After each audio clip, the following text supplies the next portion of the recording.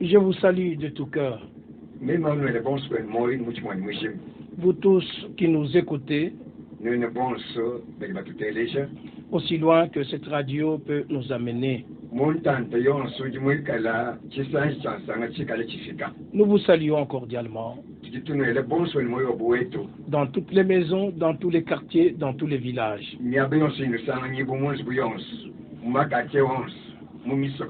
Ce soir, j'espère que ce ne sera pas simplement Frère Eli qui va vous parler, mais que ce soit le Seigneur qui parle directement à votre cœur. Afin que s'accomplisse encore ce qui est écrit. Aujourd'hui, si vous entendez sa voix, n'endurcissez pas votre cœur. La voix de Dieu, c'est la parole de Dieu aujourd'hui.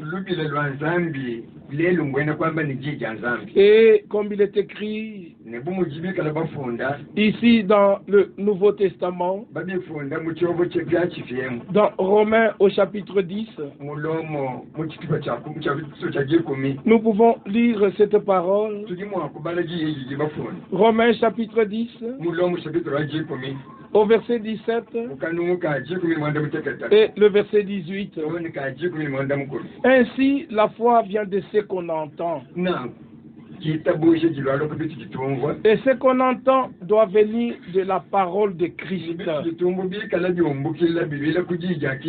Mais je dis, n'ont-ils pas entendu?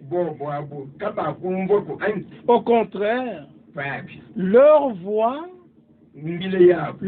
voix est allée par toute la terre et leur parole jusqu'aux extrémités du monde. Ici, l'apôtre Paul a repris ce qui était écrit dans le livre du prophète Ésaïe.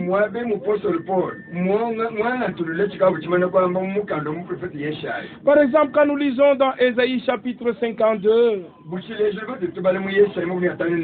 là, nous trouvons ces informations,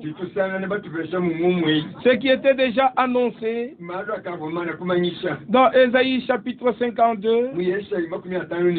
Là, nous pouvons lire ceci à partir du verset 4. Car c'est ainsi parle le Seigneur. Jadis, mon peuple descendit en Égypte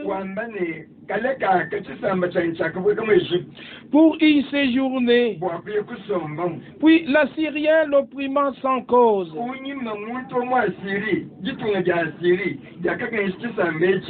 Et maintenant, qu'ai-je à faire, dit le Seigneur?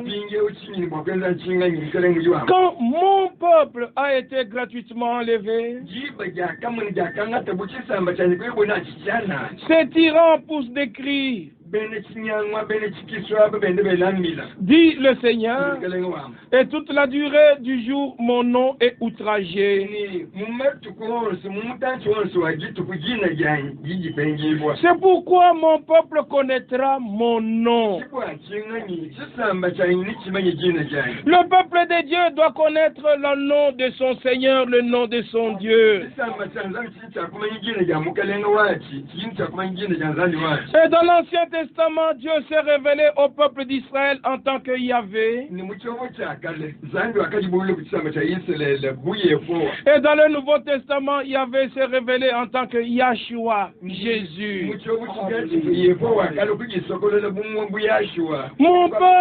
Mon peuple connaîtra mon nom. Et dans Colossiens 3, verset 17, il est écrit, tout ce que vous ferez, en parole ou en œuvre, faites tout au nom du Seigneur Jésus-Christ. Jésus est la pierre qu'ont rejeté tous ceux qui bâtissent aujourd'hui. Parce qu'ils ne veulent pas bâtir sur le fondement qui a été laissé par les prophètes et les apôtres. Mais pour tous ceux qui sont retournés sur le fondement original des apôtres, Jésus est la pierre angulaire. C'est ce que Pierre a déclaré dans Actes chapitre 4,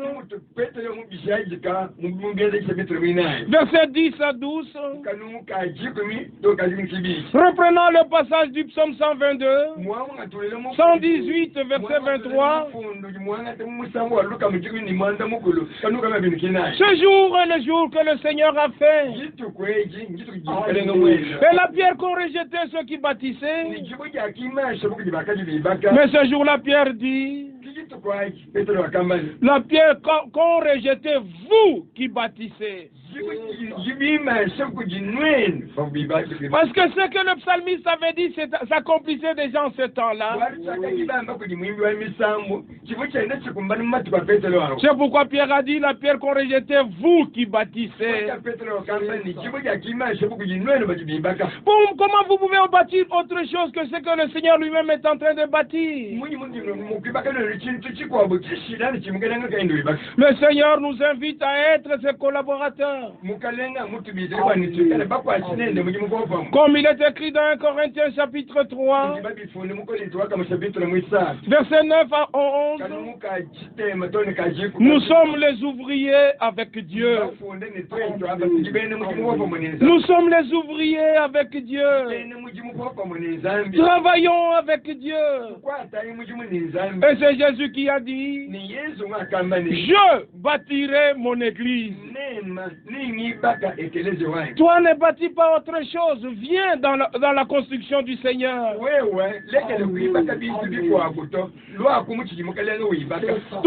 La repentance et le pardon des péchés. Selon Luc chapitre 24, au verset 47, et le verset 49, devrait être annoncé en son nom. Donc c'est dans le nom du Seigneur que nous vous annonçons la repentance et le pardon des péchés. Alors ici le prophète Ésaïe prophétise, mon peuple connaîtra mon nom. C'est pourquoi mon peuple saura en ce jour-là que c'est moi qui parle. Mais voici, c'est moi qui parle, mais voici. Cette expression, mais voici, vous pouvez encore le retrouver là où il est parlé. Toujours dans le prophète Ésaïe. Là, il est dit ceci. Dans le prophète Ésaïe, au chapitre 61 62, lisons-le d'abord dans Ésaïe chapitre 62, le verset 1er. Pour l'amour de Sion, je ne me tairai point. Pour l'amour de Jérusalem, je ne prendrai point de repos jusqu'à ce que son salut paraisse comme l'aurore et sa délivrance comme un flambeau qui s'allume. C'est pourquoi le Seigneur est en train de chercher jusqu'à ce que les derniers croient et acceptent.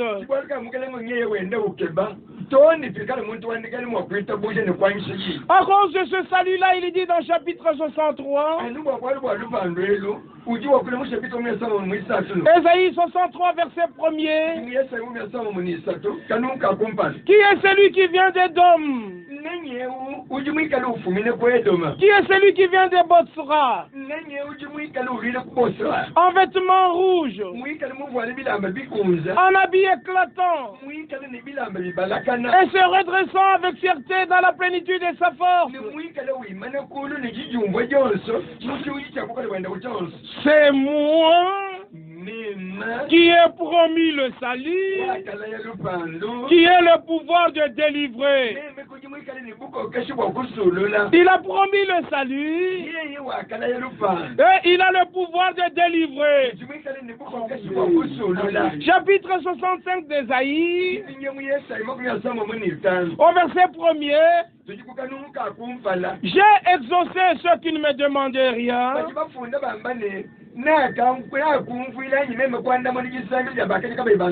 Je me suis laissé trouver par ceux qui ne me cherchaient pas. J'ai dit, me voici. Me voici à une nation qui ne s'appelait pas de mon nom. Je leur dirai, me voici. Nous qui n'étions pas peuple de Dieu, il est venu vers nous. Il s'est présenté, me voici. Et il nous a révélé son nom. Et c'est le nom du Seigneur Jésus-Christ. Et quand nous retournons dans Ésaïe 52, mon peuple connaîtra mon nom. Et mon peuple saura que c'est moi qui parle. Donc aujourd'hui encore, vous devez entendre le Seigneur vous parler directement.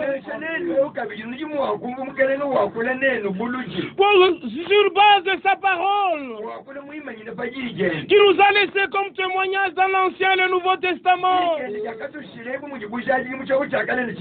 Maintenant, le verset 7 d'Ésaïe 52. Qu'ils sont beaux sur les montagnes, les pieds de celui qui apporte des bonnes nouvelles, qui publie la paix, de celui qui apporte des bonnes nouvelles, qui publie le salut. Nous vous annonçons que le salut était promis dans l'Ancien Testament. Et dans le Nouveau Testament, le salut est devenu réalité. Et Siméon, dans Luc chapitre 2, il pouvait prendre l'enfant Jésus dans ses bras. Et il pouvait faire cette prière. Maintenant, Seigneur, laisse ton serviteur s'en aller en paix. Car mes yeux ont vu ton salut. Celui que tu as préparé d'avance. C'est tellement merveilleux que j'aimerais le lire avant de retourner dans Ésaïe 52. Ici dans Luc chapitre 2. Quand Siméon prend le petit enfant, au verset 34 de Luc 2, Siméon les bénit, c'est-à-dire il bénit Marie et Joseph. Et il dit à Marie, sa mère, voici cet enfant est destiné à amener la chute et le relèvement de plusieurs en Israël et à devenir un signe qui provoquera la contradiction. Il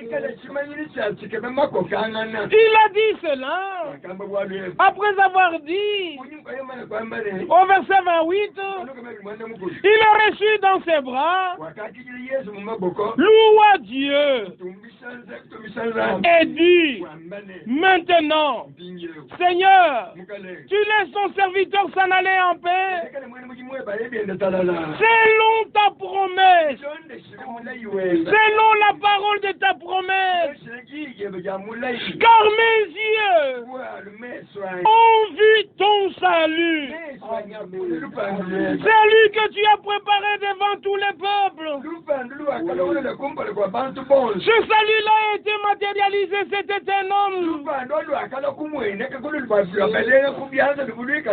Et avant que Siméon parle de ce salut vivant dans ses mains, Ici, Zacharie, le souverain sacrificateur, lorsqu'il entra dans le temple et qu'il avait vu l'ange du Seigneur à la droite de l'autel, lui annonçant la naissance du précurseur du Messie, c'est-à-dire Jean-Baptiste, la naissance de Jean-Baptiste, qui devait être précurseur de la venue du Messie. Il dit ceci.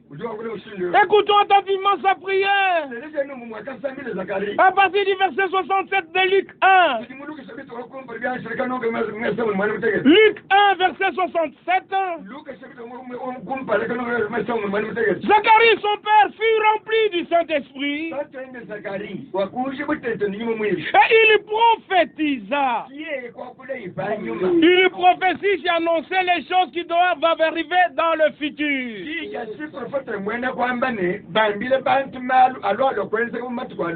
Zacharie fut saisi par le Saint-Esprit. Et par le Saint-Esprit, au verset 68, loué soit le Seigneur, le Dieu d'Israël, de ce qu'il a visité et racheté son peuple, et nous a suscité un puissant sauveur. Regardez, il parle du sauveur, mais le sauveur n'est même pas encore né. Mais il lui dit déjà, il nous a suscité un puissant sauveur. C'est une prophétie dans la maison de David, son serviteur, comme il l'avait promis, par la bouche de ces saints prophètes des temps anciens. Tout ce que Dieu avait promis par les prophètes des temps anciens trouvera son accomplissement. Tel que nous sommes en train de le voir, à la première venue du Seigneur, les promesses faites à son égard s'étaient accomplies à 100%. Aussi les promesses qui concernent notre temps s'accomplissent aussi à 100%. Quand Jésus-Christ est l'alpha et l'oméga, il est le premier, il est le dernier, il est le commencement, il est la fin. Un sauveur qui nous délivre de nos ennemis et de la main de tous ceux qui nous haïssent. C'est ainsi qu'il manifeste sa miséricorde envers nos pères. Et il se souvint de sa sainte alliance selon le serment par lequel il avait juré à Abraham notre père de nous permettre, afin que nous serions délivrés de la main de nos ennemis, de le servir sans crainte, en marchant devant lui dans la sainteté et dans la justice tous les jours de notre vie. Et toi, petit enfant, mais cet enfant-là n'était même pas encore né, tu seras appelé prophète du Très-Haut, car tu marcheras devant la face du Seigneur pour préparer ses voies. Jean-Baptiste est venu pour préparer les voies du Seigneur. L'Élie qui devait venir avant le retour du Seigneur, lui devrait rétablir.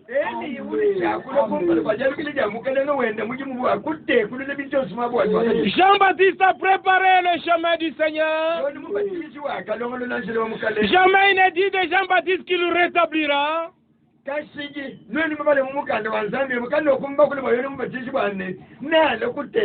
Non, Jean était un prophète, un grand prophète dans son temps.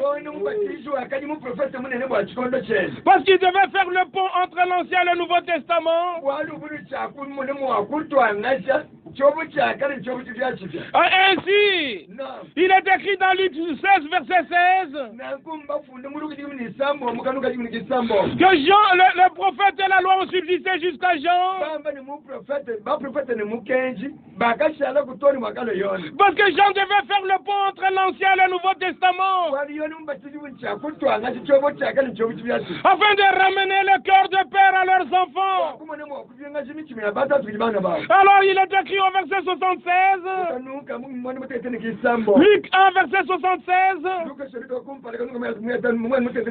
pour parler les voies du Seigneur, afin de donner à son peuple la connaissance du salut par le pardon de ses péchés. C'est ainsi que Jean a préparé le chemin du Seigneur pour que les gens voient le salut, et le salut c'est Jésus-Christ. C'est lui qui devrait sauver son peuple de tous ses péchés. Alléluia. Loué soit le nom du Seigneur. Ne mettez pas ce passage dans un autre contexte. Laissez ce passage là où il est. Et dans Luc chapitre 2, Simeon prend le petit enfant. Au verset 30, car mes yeux ont vu ton salut. Salut que tu as préparé devant tous les peuples. Lumière pour éclairer les nations. Et gloire d'Israël, ton peuple. Alors au verset 35, et toi-même, une épée te transpercera l'âme, afin que les pensées de beaucoup de cœurs soient dévoilées. Regardez, le même enfant serait pour les uns sujet de joie et de relèvement.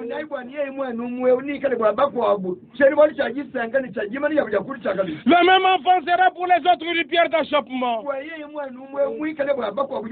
Et comme nous l'avons lu dans Romains chapitre 10, n'ont-ils pas entendu? Leur voix est allée jusqu'aux extrémités de la terre. Il y a ceux qui croient et ceux qui rejettent. Mais toi qui m'écoutes ce soir, ne te mets pas dans le côté de ceux qui rejettent. C'est Dieu qui arrive jusqu'à ton cœur. Crois. Accepte le pardon de tes péchés. Accepte la vie éternelle que Dieu nous a accordé à son Fils Jésus-Christ. Accepte les promesses pour aujourd'hui. C'est le temps de rétablissement de toutes choses. On doit faire l'inventaire complet pour voir si notre foi est comme la foi des apôtres. Notre baptême est comme le baptême des apôtres. Notre façon de célébrer le repas du Seigneur est-il comme les apôtres? Que tout à 100% soit comme dans le modèle apostolique. Maintenant c'est toi qui parles ou c'est Jésus qui parle? Parce que c'est Jésus qui a fait les dons aux hommes. C'est Jésus qui a fait les hommes des ministres. Mais ils doivent s'attendre à lui pour que Jésus seul parle à son peuple. Aucun prédicateur, aucun pasteur ne peut dominer sur le peuple.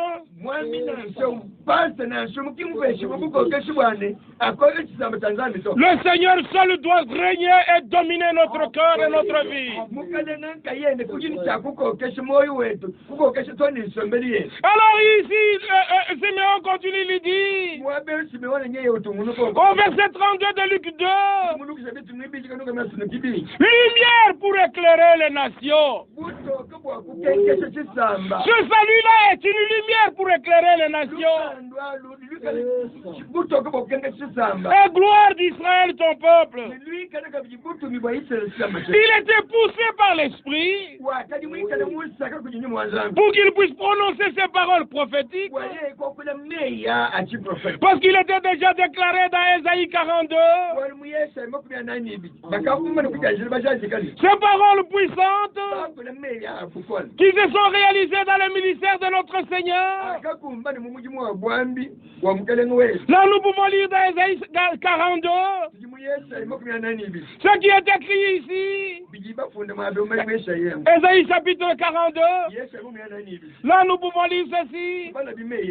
Verset 3. Il ne brisera point le roseau cassé.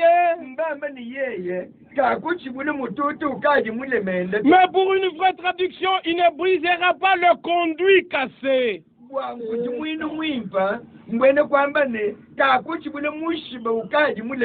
Le conduit par lequel l'huile doit passer. Il ne tiendra point l'aluminium qui brûle. Encore. Il annoncera la justice selon la vérité. Il se découragera point. Et ne se relâchera point. Jusqu'à ce qu'il ait établi la justice sur la terre. Et les îles espéreront en sa loi. Maintenant le verset 6. Moi le Seigneur, je t'ai appelé pour le salut.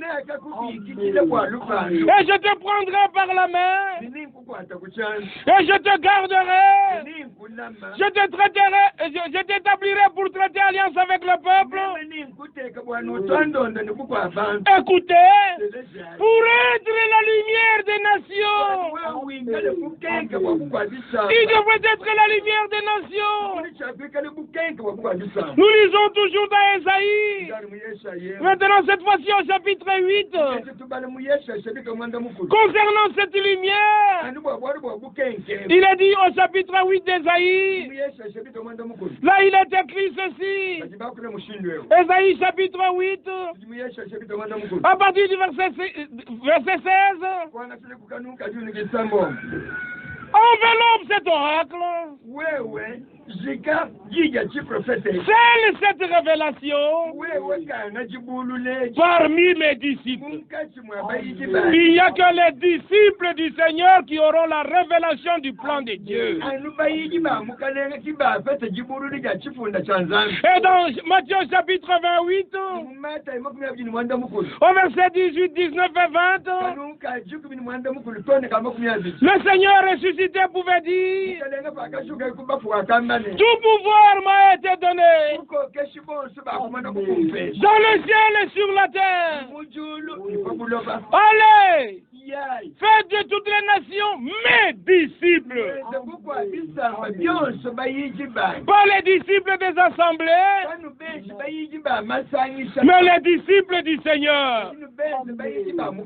Ce sont les disciples du Seigneur. Si notre prédication ne peut pas faire les disciples du Seigneur, nous avons échoué.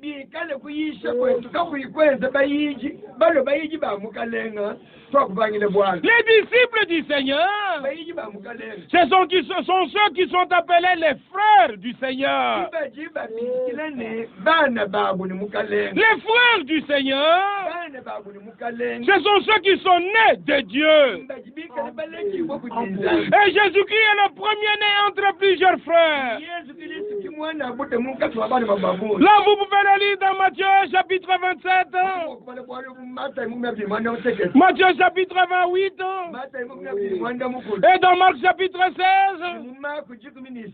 il dit, dans un chapitre, il dit, allez dire à mes disciples, Et dans l'autre livre, il est écrit, allez dire à mes frères. C'est ainsi que nous comprenons que les disciples, ce sont les frères du Seigneur. Et dans Jean chapitre 20, verset 17,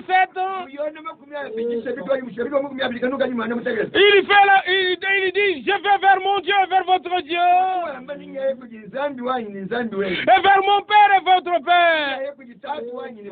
Parce que c'est lui qui sanctifie, et ceux qui sont sanctifiés, ils sont tous issus d'un même Père. C'est pourquoi il n'a pas honte de les appeler frères. Vous devez naître de nouveau. De même qu'en en entrant dans ce monde, vous n'êtes pas entré dans ce monde par les cantiques, ou par les danses. Vous êtes entré dans ce monde par une naissance. Une naissance naturelle, par une sémence naturelle, qui est appelée dans la Bible sémence corruptible. Maintenant, pour entrer dans le royaume de Dieu, on n'a pas besoin de danser, on n'a pas besoin de chanter, de crier. Vous devez naître de nouveau. Et pour ce faire, vous avez besoin de recevoir la semence parole incorruptible dans la matrice de votre cœur. Et l'Esprit Saint vous couvrira de son ombre. Alors une nouvelle vie sera produite. Alors en ce moment-là, ce qui est écrit dans 1 Jean chapitre 5, au verset 11 et verset 12, celui qui a le Fils de Dieu, il a la vie éternelle. Celui qui n'a pas le Fils de Dieu, il n'a pas la vie éternelle. Parce que le Fils de Dieu, il est la semence promise. Dans Genèse chapitre 3, au verset 15, il est la semence promise. Dans le psaume 22, il est la semence promise. Dans Ésaïe chapitre 53, après qu'il ait livré sa vie en sacrifice, il verra de nouveau une semence. Et il prolongera ses jours. Et l'œuvre du Tout-Puissant prospérera dans ses mains. Les véritables disciples du Seigneur, qui sont devenus des frères de Jésus, Jésus perpétue sa propre vie en eux. Ce n'est pas quelque chose de fabriqué, mais c'est une expérience réelle que vous devez faire. Aujourd'hui, beaucoup parlent du Saint-Esprit, mais vous n'êtes même pas encore né de nouveau. Mais dressez d'abord de nouveau, et vous comprendrez les choses du royaume. Et dans Ésaïe chapitre 9, il est écrit ceci. Ésaïe chapitre 9, là nous pouvons lire ce qui était déjà écrit au sujet de la lumière et de tout ce qui arrivera sur la terre. Et ce prophète de l'Ancien Testament parlait par le Saint-Esprit. Et il a annoncé les choses puissantes. Lorsqu'il dit les ténèbres couvrent la surface de la terre. Là nous pouvons d'abord le lire à la fin du chapitre 8 d'Ésaïe. Ésaïe chapitre 8. Au verset 19 jusqu'au verset 22. Si l'on vous dit consultez ceux qui évoquent les morts, ceux qui prédisent l'avenir et qui poussent des sifflements et des soupirs pour impressionner seulement. Répondez. Un peuple ne consultera-t-il pas son Dieu? S'adressera-t-il aux morts en faveur des vivants? Notre Seigneur est mort et notre Seigneur est ressuscité. Et il dit, comme je vis, vous vivrez aussi. Recevez la vie du ressuscité. Et que cette vie puisse croître jusqu'à ce que nous parvenions à la statue de l'homme parfait. Puis vient le verset 20. À la loi et au témoignage. Si l'on ne parlait pas ainsi, il n'y aura point d'aurore pour le peuple. D'autres versions, il n'y aura pas de lumière pour le peuple. Le peuple sera errant dans le pays. Le peuple sera accablé et affamé. Et quand le peuple aura faim, le peuple s'irritera. Le peuple maudira son roi. Le peuple maudira son Dieu.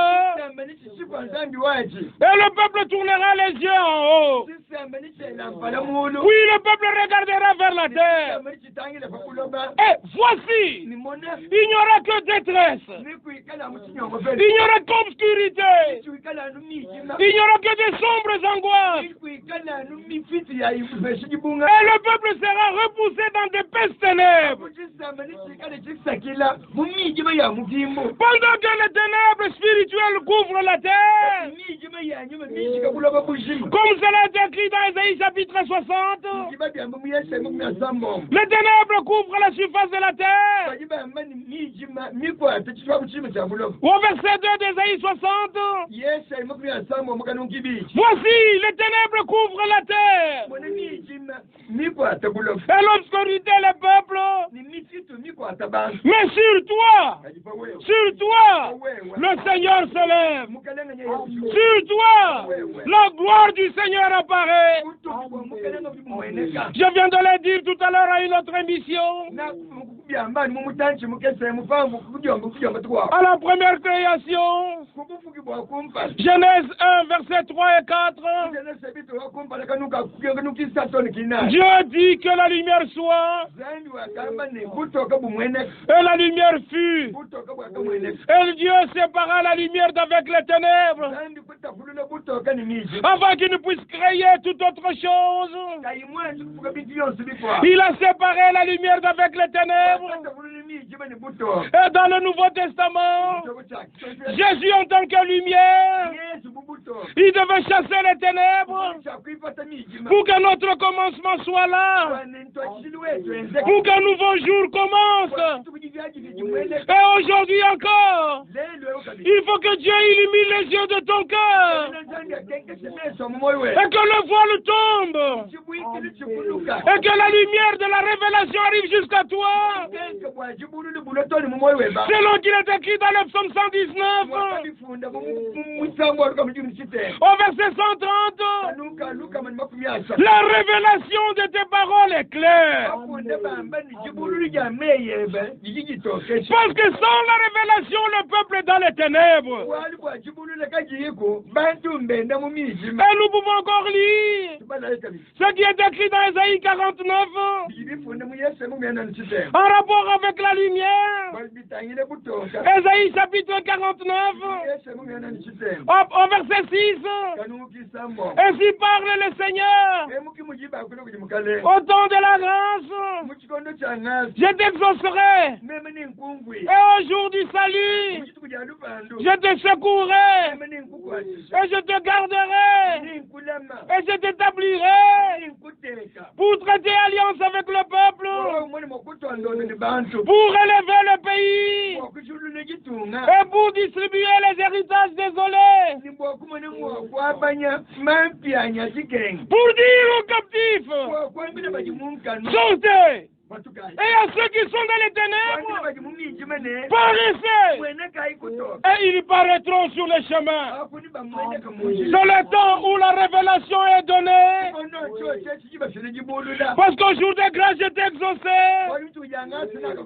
2 Corinthiens chapitre 6, au verset 2. Et au jour du salut, j'étais secouru. Voici maintenant le jour de grâce. Voici maintenant le jour du salut. Le Seigneur a éclairé. Le Seigneur a donné l'éclaircissement sur tout.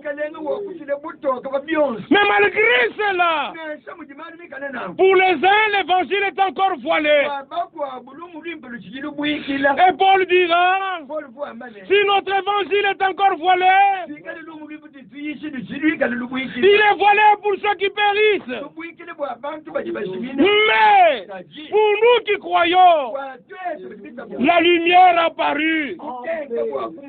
Nous sommes dans 2 Corinthiens, au chapitre 4, pour voir ces paroles-là. Il est écrit ceci, au verset 5, mais déjà on commence au verset 3.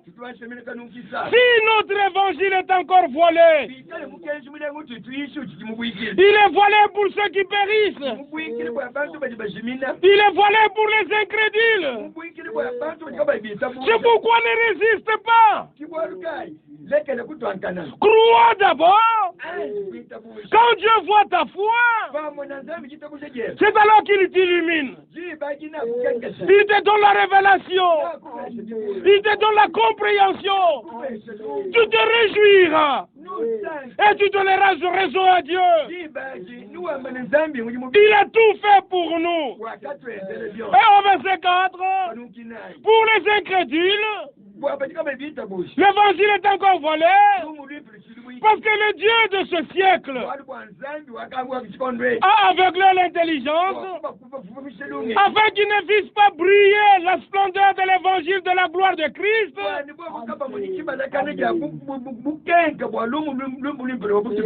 Christ qui est l'image de Dieu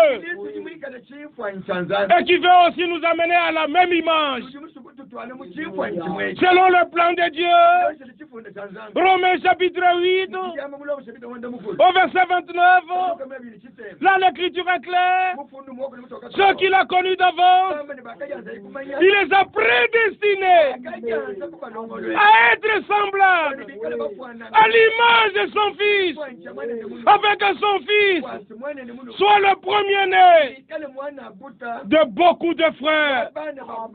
Parce que dans Apocalypse chapitre 3, au verset 14, Jésus est le premier-né.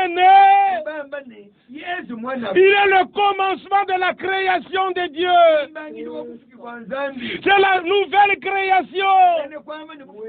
Et tous ceux qui sont nés de nouveau, 2 Corinthiens 5, verset 17, ce sont des nouvelles créations. Et en tant que nouvelle création, la promesse d'Ézéchiel 36, verset 25 et verset 26, à eux, le Seigneur aujourd'hui, quand il leur donne la nouvelle vie, il leur donne aussi un nouveau cœur. Il leur donne un nouvel esprit. Il leur donne un cœur comme Dieu. Un esprit comme Dieu. Des sentiments comme Dieu. L'amour comme Dieu. Oh, que Dieu visite ton cœur. Le retour du Seigneur est très proche. C'est pourquoi le dernier message n'est pas venu pour faire les disciples de Branham. Branham n'est pas le fondateur d'une église. Jésus est le fondateur de son église. Aujourd'hui, beaucoup de gens veulent faire leur propre fondation. Fondation X, Fondation Y. Parce qu'il suffit qu'il y ait quelques dollars ou beaucoup de dollars.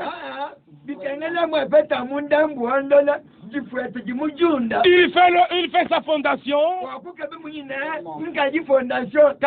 Mais nous voulons être dans la fondation de Jésus-Christ. Et le dernier message biblique nous retourne au fondement du commencement.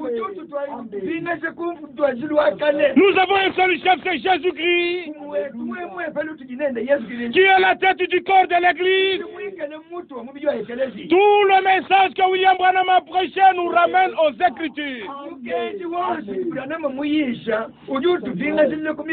Nous sommes prêts à défendre chaque enseignement qu'il a donné par la Bible.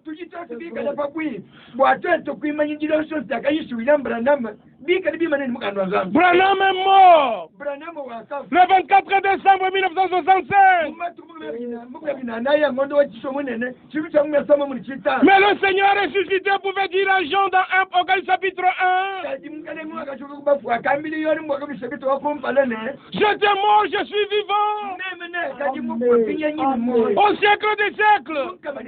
Et dans Romains chapitre 5, Christ ressuscité ne meurt plus. Qui peut remplacer notre Seigneur Jésus-Christ? Il n'y en a pas. Il n'y en a pas, il est vivant. Comme il vit, nous vivons. Comme il vit, il rétablira toutes choses.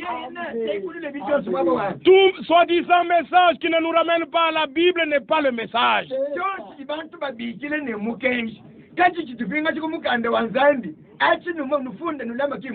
Dieu ne joue pas avec notre temps, ne jouons pas avec le temps de Dieu. Et dans Actes chapitre 13, versets 46 à 49, lorsque les Juifs ont refusé le message du salut, Paul pouvait leur dire, puisque vous avez rejeté ce salut et cette vie éternelle, voici nous nous tournons vers les païens, selon que nous l'a ordonné le Seigneur. J'étais établi pour être la lumière des nations. Ça c'est Ésaïe chapitre 49. Loué soit le nom du Seigneur. Son plan est glorieux. Parce que Christ ressusciterait, annoncerait le salut au peuple et aux nations. Selon Actes chapitre 24 et selon Actes chapitre 26, c'est Jésus-Christ qui continue son ministère par ses envoyés. Et nous lui sommes reconnaissants d'avoir envoyé William Branham, un homme si simple comme Jean-Baptiste, qui pouvait faire attention à Jean-Baptiste. D'abord, il mangeait des sauterelles. Il s'habillait de peau de chameau. Et il avait une ceinture de cuir pour attacher ses vêtements. Mais il était le grand des prophètes. Loué soit le nom du Seigneur. Et il fut dit à William Branham, tu seras envoyé avec un message comme Jean-Baptiste, qui préparera la seconde venue de Christ, qui va précéder la seconde venue de Christ. Et William Branham de dire, ce message ira aux extrémités de la terre. Et nous sommes témoins qu'après la mort de William Branham, Eval de Frank a mené le message jusqu'aux confins de la terre. Et maintenant nous pouvons l'amener aussi dans votre maison, dans votre village. Les ténèbres couvrent partout, mais sur toi la lumière s'élève. Ne refuse pas la lumière. Que l'onction de Dieu soit sur toi, sur ta maison, sur tes parents, sur tes enfants, et qui te donne un cœur comme Dieu pour croire tout ce qu'on dit les prophètes.